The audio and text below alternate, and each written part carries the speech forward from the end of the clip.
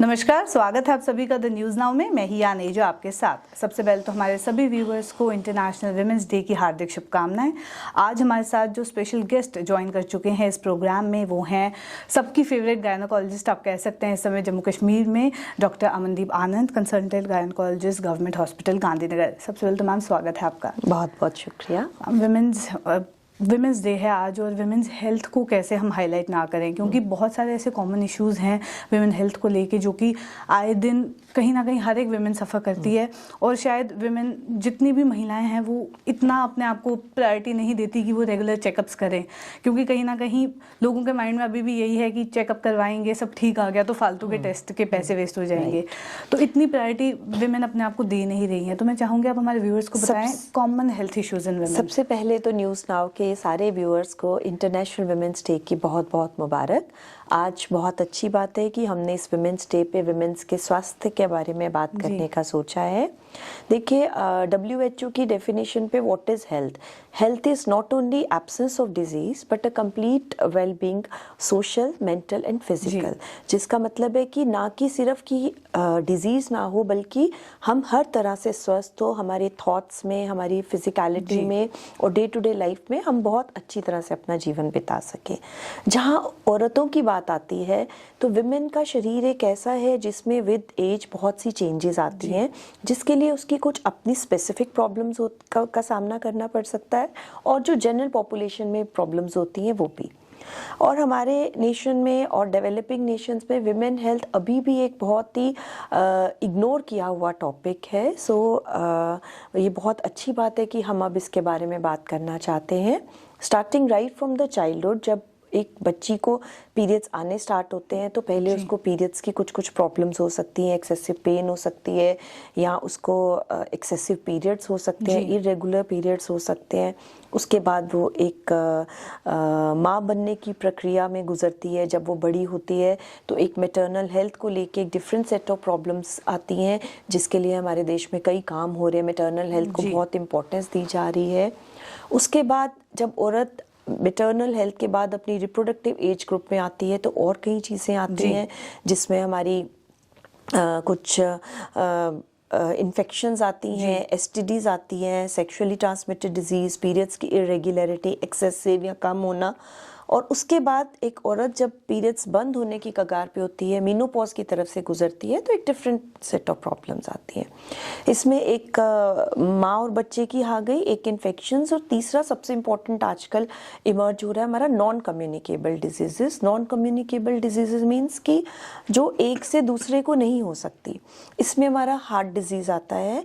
पहले माना जाता था कि हार्ट डिजीज मेल्स की ही बीमारी है, मगर आज हम देख रहे हैं कि औरतों को भी बहुत हो रही है। In fact after menopause it is seen more in females than males, because हमारे प्रोटेक्टिव हॉर्मोन्स खत्म हो जाते हैं। Secondly there are breathlessness issues, lungs diseases आती हैं।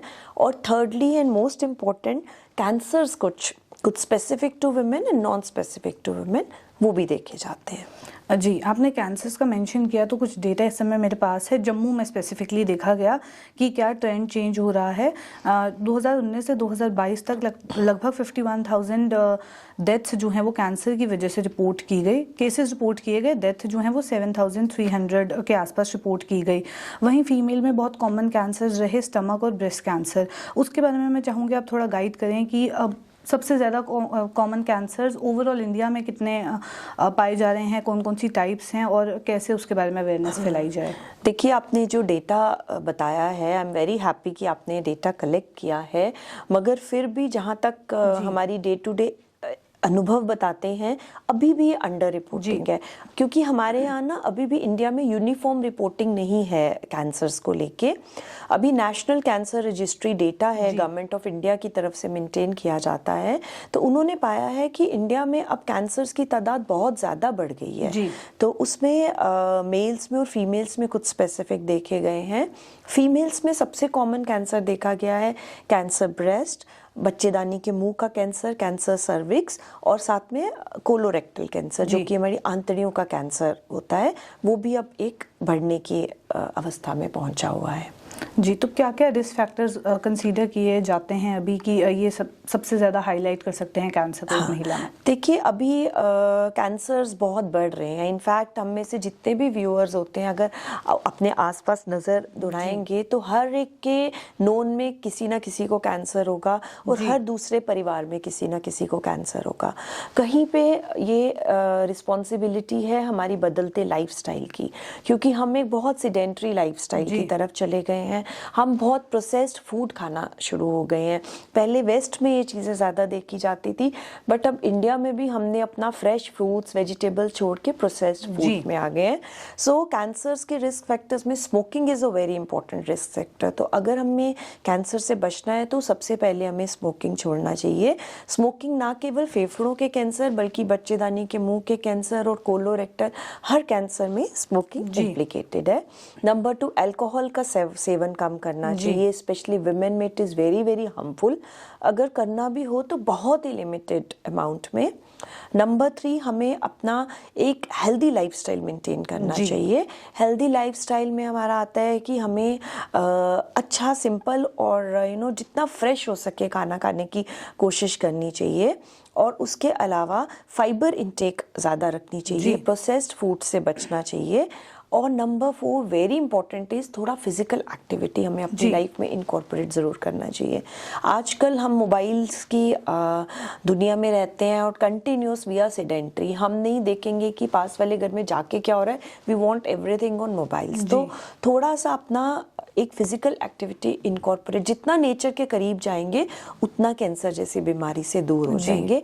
और इनके बाद मोस्ट इम्पॉर्टेंट इज़ हमें अपने कुछ लक्षण होते हैं जो बॉडी में चेंजेस दिखती हैं, उनके लिए बहुत विजिलेंट और ऑब्जर्वेंट होना है।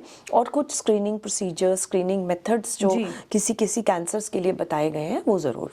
जी, वही मेरा अगला सवाल इसी पे था कि कौन कौन से स्क्रीनिंग मेथड्स अवेलेबल हैं और कितना फ्रीक्वेंटली हमें टेस्ट करवाना चाहिए, कब से एक रेगुलर चेकअप के लिए हमें गायनेकोलॉजिस्ट को विजिट करना चाहिए? सबसे पहले तो हमें ना अपनी बॉडी में कहीं भी कोई एबनॉर्मेलिटी दिखे, कहीं भी कोई चेंज दिखे, जैसे कोई भी मस्सा दिखना जो नया आया है, कोई भी मस्सा जो पुराना है जो इंक्रीज हो रहा है, any swelling in body anywhere, कोई लिम्फ नोड्स पैल्पेट होने, कुछ भी अगर अपनी ब्रेस्ट में कोई चीज़ कोई चेंज फील होती है साइज में, या कोई डिस्चार्ज है एबनॉर्मल, या कोई भी स्वेलिंग फील होती है, या कोई भी एबनॉर्मल पीरियड्स हों जिसमें इंक्रीज भी हो सकते हैं, डिक्रीज भी हो सकते हैं, फाउल स्मेलिंग डिस्चार्ज है, तो इन चीज़ों के लिए एक डॉक्टरी जांच ज़रूर करवानी है। अपनी फीमेल प्रॉब्लम्स के लिए गायनेकोलॉजिस्ट के पास ज़रूर विजिट करना है। इसके अतिरिक्त जो आप स्क्रीनिंग प्रोसीजर्स की बात कर रहे हैं ना, वो हमारे कुछ स्पेसिफिक कैंसर्स को लेकर है। तो सबसे पहले अगर हम बात करें कैंसर ब्रेस्ट की, कैंसर ब्रेस्ट आज बहुत बढ़ गया है। इनफैक्ट अगर हम इंटरनेशनल डेटा देखें तो इट इज़ प्रिडिक्टेड कि around 30 years of age every 1 in 25 women, मतलब 25 में से एक औरत को ब्रेस्ट कैंसर होना, विच इज़ वेरी ह्यूज। अगर हम टोटल विमेन की पॉपुलेशन देखो तो हर 25 में से एक औरत को ब्रेस्ट कैंसर होना है। तो इसके लिए बच्चों के लिए ज़रूरी है कि बच्चे जैसे ही जवानी की अवस्था में प्रवेश करते हैं, अराउंड 21-22 ईयर्स की एज में, हम लड़कियों को बताएं। और फिर हर लेडीज़ ने भी करना है ब्रेस्ट सेल्फ एग्जामिनेशन। सबसे इम्पोर्टेंट है पहले खुद ब्रेस्ट का अपना एग्जामिनेशन करना है, जिसके लिए जो मेंस्ट्रुएटिंग वुमेन है they can choose any day post periods, like अपना 7th day of the period, first day is first day of periods, 7th day रख लें कि हर 7वें दिन वो अपनी ब्रेस्ट को पैल्पेट करेंगी, जिसके लिए एक प्रॉपर प्रोसीजर है। उनको पहले इंस्पेक्शन करनी है, फिर उनको चेक करना है खड़े होके, बैठ के, लेट के। They can do absolutely in privacy of their room और बाथरूम, और इसके लिए किसी की भी मदद लेने की ज़रूरत नहीं है। अगर वुमेन के पीरियड्स बंद हो चुके हैं तो फिर भी उसको मंथली करना है। Then they can pick any day of the month, जैसे first day of the month और last day of the month और सम स्पेशल डे, कोई संक्रांत का दिन, कोई भी जो उनको याद रहे कि इस दिन मुझे ब्रेस्ट सेल्फ एग्जामिनेशन करना है। इसके अतिरिक्त mammography is a very important tool to pick up any early lesion, early change, early swelling. तो मैमोग्राफी हमें एटलीस्ट एवरी 3 to 5 years करवानी है, starting at the age of 40 years। 40 years से हमने मैमोग्राफी की स्क्रीनिंग शुरू करनी है और एवरी 3 to 5 years करनी है, और ये कंटिन्यू करनी है कि जब तक कि हमें पता है कि वुमेन हेल्दी है और उसका लाइफ एक्सपेक्टेंसी एटलीस्ट 10 years है। जो आपने मेमोग्राफी की बात करी, मैं जानना चाहूँगी कि ये गवर्नमेंट सेटअप में अवेलेबल है एंड क्या कॉस्ट आ जाती है, क्योंकि कई बार कॉस्ट फैक्टर भी ऐसी एक चीज़ होती है जो काफ़ी महिलाओं को रोकती है टेस्ट। गवर्नमेंट सेटअप में अभी एक्सरे मेमोग्राफी है, अभी तक हमारे पास डिस्ट्रिक्ट हॉस्पिटल में नहीं है, but ultrasound mammography can also be done, तो वो अवेलेबल है। उसका एक नॉर्मल एक्सरे जितना और अल्ट्रासाउंड जितना कॉस्ट आता है। इनके अलावा एक और चीज़ है क्लिनिकल ब्रेस्ट एग्जामिनेशन। अगर कोई नहीं अफोर्ड कर सकता तो किसी भी सरकारी अस्पताल में जाके डॉक्टर से एक बार ज़रूर जांच करवा लीजिए। एटलीस्ट 1 year में एक बार पोस्ट पीरियड्स, पोस्ट मेंसेस जाके डॉक्टर से अपना ब्रेस्ट का एग्जामिनेशन करा लो, विच इज़ ऑल्सो इक्विवेलेंट। तो ये जो कैंसर के केसेस हैं, इनके चांसेस 25-30 इसके बाद ही एक महिला को चेकअप करवाना चाहिए, उससे पहले भी फॉर अवेयरनेस एक रेगुलर चेकअप करवा लेना चाहिए? कोई पर्टिकुलर एज अगर आप जो अवेयरनेस की है, देखो अपना सेल्फ एग्जामिनेशन तो 20s में से ही स्टार्ट कर देना चाहिए। 25 से पहले अगर उसको कुछ भी एबनॉर्मल स्वेलिंग फील होती है, एक्सेसिव पेन होती है, एक्सेसिव पीरियड्स होते हैं, क्योंकि कुछ कैंसर्स होते हैं जैसे बच्चेदानी के भी, they have a younger age group. Ovarian cancers कुछ होते हैं, तो आपको अगर बच्चे में भी कुछ भी प्रॉब्लम दिखे तो you should definitely go for early checkups. Number 2 आता है स्क्रीनिंग प्रोग्राम्स। देखो ब्रेस्ट का और सर्वाइकल कैंसर्स ना, स्पेशली सर्वाइकल कैंसर जो बच्चेदानी के मुंह का कैंसर है, it is 4th most common cancer right now in India. पहले से इसकी इंसिडेंस थोड़ी सी कम हो रही है, बट वो हमारे फिगर्स में रिफ्लेक्ट नहीं हो रही। यू अंडरस्टैंड, बिकॉज हमारी पॉपुलेशन इंक्रीज हो रही है। तो अगर जो पहले 10% आज 8 भी होगा तो पर नंबर ज़्यादा होगा। तो बच्चेदानी के मुंह का कैंसर एक ऐसा कैंसर है विच इज़ प्रिवेंटेबल। एक तो इसको प्रिवेंट किया जा सकता है क्योंकि इसका एक प्री इन्वेजिव स्टेज होती है, प्री कैंसरस स्टेज होती है, जो कि बड़ा इजीली पिक हो सकती है। तो इसके लिए हमें अपना रेगुलर जांच करवाना है। बच्चेदानी के मुंह के कैंसर के लिए हमारा जैसे WHO का गोल है बाय 2030 हमें एलिमिनेशन ऑफ सर्वाइकल कैंसर करना है। उसके लिए it is like 90% of the girls, young girls between the age group of 9 to at least 26 years, they should be fully vaccinated by 2030. 80% of the women, उन सबका pipe smear हो जाना चाहिए। ये 2 चीजें मैं अभी एक्सप्लेन करती हूँ। एंड 90% ऑफ द वुमेन जिनमें कुछ एबनॉर्मेलिटी दिखे पैप स्मेयर में, उनका ट्रीट हो जाना चाहिए, so that we can eliminate cancer by the turn of century. और ये पॉसिबल है जी। अब जैसे हमारा इंडिया है या कोई डेवलपिंग नेशंस है ना, we don't have a uniform अभी पॉलिसी नहीं है कैंसर डिटेक्शन की, मगर हर वुमेन को अपने चेकअप के लिए जो कैंसर सर्विक्स होता है ना, it is caused by a virus which is called human papilloma virus, HPV virus. 99% of the cases HPV virus की वजह से होते हैं। और जितना अर्ली इसके लिए एक वैक्सीन लगाई जाए ना, दैट इज मोर इफेक्टिव। तो इसमें क्या है कि 9 to 15 ईयर्स की एज में 2 डोजेज लगती हैं वैक्सीन की, और अगर 15 से लेट लगाया जाए अप टू 26 ईयर्स तो 3 डोजेज लगती हैं वैक्सीन की, ह्यूमन HPV वैक्सीन की। अगर 26 से डिले हो जाए तो भी up to 45 years a woman can choose to get vaccinated, because उसमें वो जो स्ट्रेन उसको ऑलरेडी इन्फेक्ट हो चुकी होगी उससे बाहरी वाली नहीं इफेक्ट करेंगी। So she can take vaccination up to 45 years. और अभी जो आपने बोला कि सरकारी में अवेलेबल हो, तो very soon government of India ने अभी बनाया है अपनी, अभी तक तो ये मार्केट में अवेलेबल प्राइवेटली ही है जो सर्वाइकल कैंसर वैक्सीन है, मगर अब गवर्नमेंट ऑफ इंडिया की भी आ रही है वैक्सीन सर्वरिक, जो कि हाई रिस्क HPV के खिलाफ है, और very soon it will be introduced in our immunisation schedule, और बच्चों को स्कूल में भी दी जाएगी।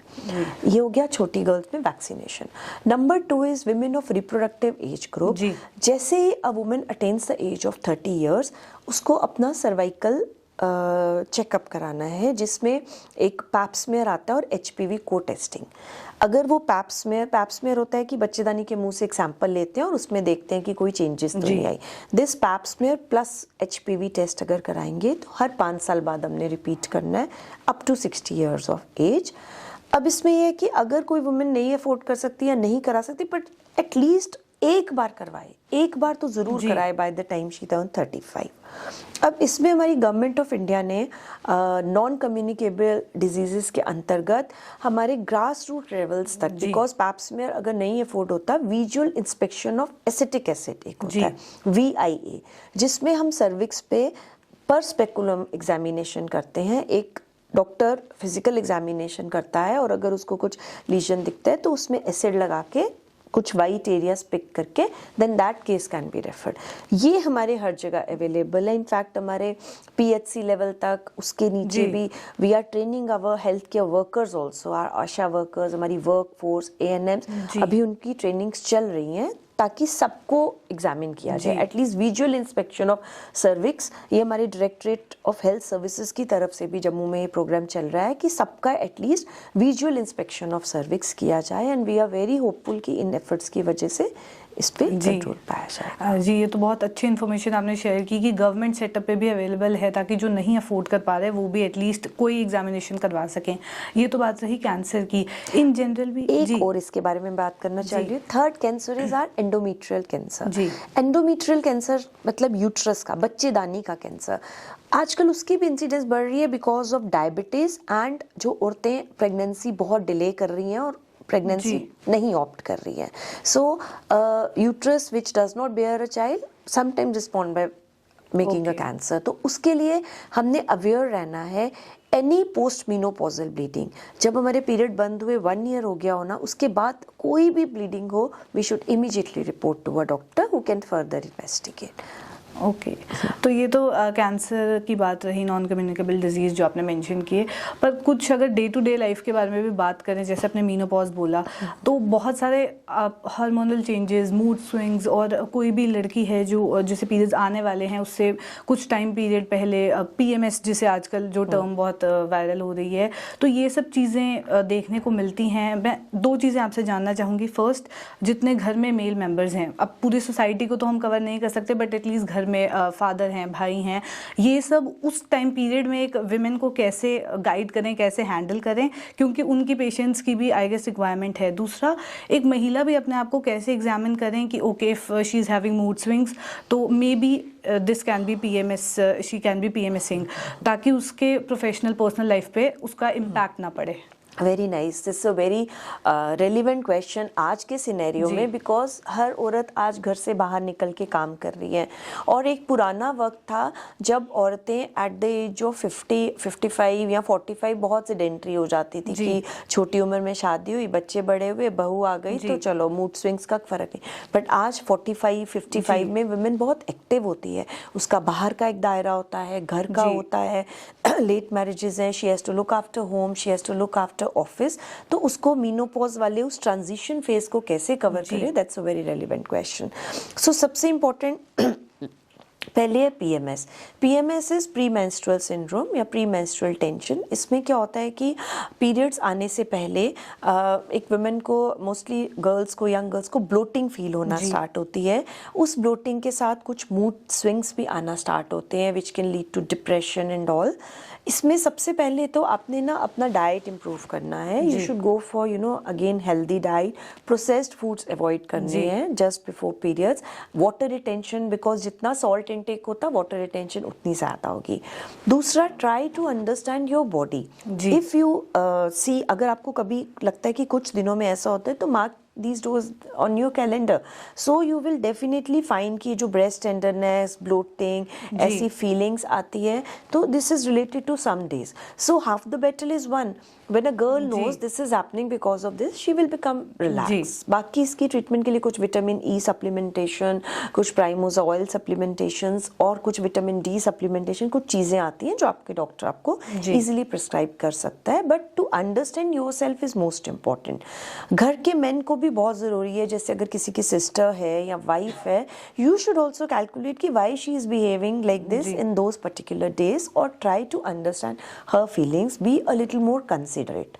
Okay, second point is very relevant, is जो आपने मीनोपॉज का पूछा, this is called perimenopausal age group. जब एक बार मीनोपॉज आ जाता है ना, उसके 2 साल बाद तक विमेन सेटल हो जाती है। She gets used to, adjusted to, her body gets adjusted to the new range of hormones. But this perimenopausal age group, और इसको मीनोपॉज ट्रांजिशन भी बोलते हैं, ये स्टार्ट होती है कोई 5-6 साल पहले, before the final session of periods. मतलब पीरियड बंद होने के 4-5 साल पहले शुरू होती है और बंद होने के 2-3 साल बाद तक कंटिन्यू करती है। इसमें again women starts having hot sweats, उसको हॉट फ्लशेस स्टार्ट हो जाते हैं, एक्सेसिव गर्मी लगनी स्टार्ट हो जाती है, नाइट स्वेट्स स्टार्ट हो जाते हैं, देन उसको पीरियड्स की इरेगुलरिटी स्टार्ट हो जाती है, देन अजीब सा बिहेवियर हो जाता है। अगेन अपना इनफैक्ट मैंने अपने अनुभव से जाना है कि कोविड के दौरान ना विमेन को ये सिम्टम्स बहुत सिवियर हुए हैं, बिकॉज नोबडी इज अंडरस्टैंडिंग उसके साथ क्या हो रहा है। बाहर का सर्कल बिल्कुल छूट गया है, she is not meeting her friends. एक औरत के लिए किसी और औरत से बात करना बहुत ज़रूरी होता है। आई एम वेरी थैंकफुल कि मीडिया ने बहुत इंपॉर्टेंट रोल प्ले किया इसमें, to give those counselling sessions. हमारी गवर्नमेंट ने भी स्टार्ट किया, हमारे DHS ने भी एक साइकेट्रिस्ट को इन्वॉल्व किया, बट फिर भी जो कंपैशन है ना, वो थोड़ा मिसिंग हो गया। तो दिस इज द टाइम जहाँ family bonding is important. Men of the home have to play a role, they have to be very supportive to this new phase of women, क्योंकि ये वही औरत है जिसने अपनी जवानी आपके साथ बिताई है। एक वुमेन को एप्रीहेंशन भी स्टार्ट होती है कि why I am leaving this now, मेरे अब पीरियड्स बंद हो रहे हैं, I am leaving that phase of life. तो उसको उसके लिए कंपैशनेट बनना है, उसको औरत को भी अपने खान पान का ध्यान रखना है, थोड़ा अपना वॉक करना है, योगा स्टार्ट करना है, फिजिकली एक्टिव करना है, कोई भी physical activity, any physical activity which gives her pleasure, rather than aiming for that 0 figure. जो एक्टिविटी उसको खुशी देती है, physical activity near to nature, it can be a walk, it can be a gymming, it can be yoga, it can be meeting friends, anything. इसके अलावा उसको कुछ सप्लीमेंटेशंस की ज़रूरत पड़ेगी, जिसके लिए वो अपने डॉक्टर को मिल सकती है।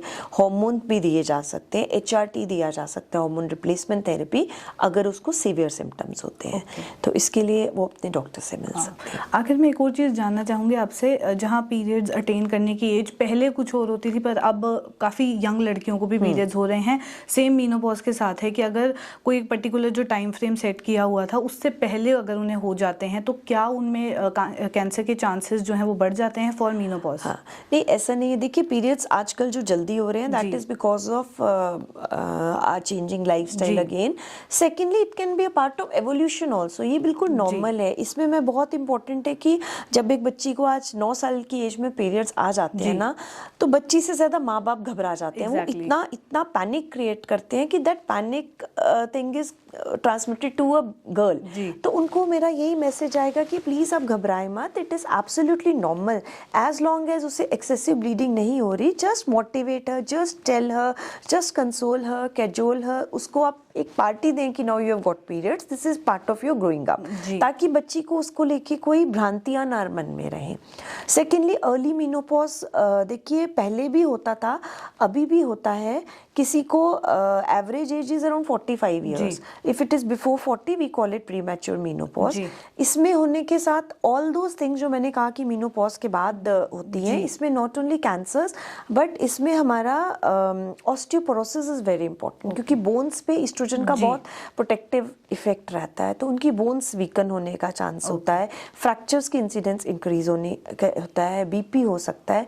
तो इसमें अगेन वही चीजें आती हैं, just go for a healthy lifestyle, lifestyle, natural estrogens वाली डाइट लें, हमारी सोया आता है, सोयाबीन आता है जी। और कुछ सप्लीमेंट्स होते हैं वो ले सकते हैं। They can increase their calcium in diet, calcium supplementation भी ले सकते हैं डॉक्टरी सलाह के साथ। और कैंसर्स के लिए वही प्रिवेंटेबल कॉजेज, जी। स्क्रीनिंग करें and rest, leave everything to God, तो they can really lead a happy and healthy life, not much of an issue अगर वो अवेयर रहें तो। ओके, बहुत बहुत शुक्रिया सारी इन्फॉर्मेशन शेयर करने के लिए। और वुमेंस डे के मौके पे हमारे व्यूअर्स के लिए कोई मैसेज? वुमेन्स डे के लिए we have to raise a happy girl and we have to be happy women. ये मैसेज मेरा औरतों के लिए भी है और मेन के लिए भी है। औरत ही जननी है, औरत ही कल्याणकारी है और औरत से ही खुशियां हैं। अगर आपके घर में बेटियां, बहुएं, बीवी, माता सब खुश रहेंगी तो हर तरफ आपका घर स्वर्ग बन जाएगा। So take care of a women and you will be taken care of life long. Thank you. बहुत बहुत शुक्रिया हमारे साथ ज्वाइन करने के लिए। तो ये थी डॉक्टर अमनदीप आनंद हमारे साथ। ऐसी और कॉन्वर्जेशंस लेके फिर मुलाकात करूंगी। अभी के लिए दीजिए इजाज़त। नमस्कार।